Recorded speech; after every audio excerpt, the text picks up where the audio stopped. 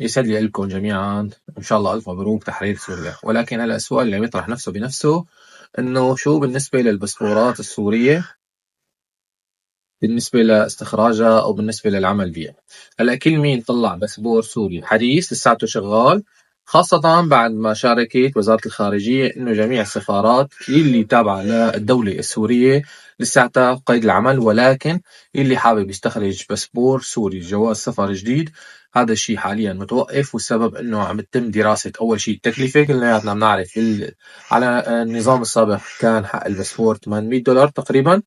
هلا حاليا عم يعملوا دراسة لأول شيء بجوز يتغير لون الباسبور، ثاني شغلة بجوز يصير أرخص، كونه هاي أحد المطالبات اللي عم يطالب فيها كتير عالم، وخاصة إنه أي باسبور يعني مثلا أنا مثل عندنا الباسبور الألماني تكلفته بين ال60 وال70 يورو.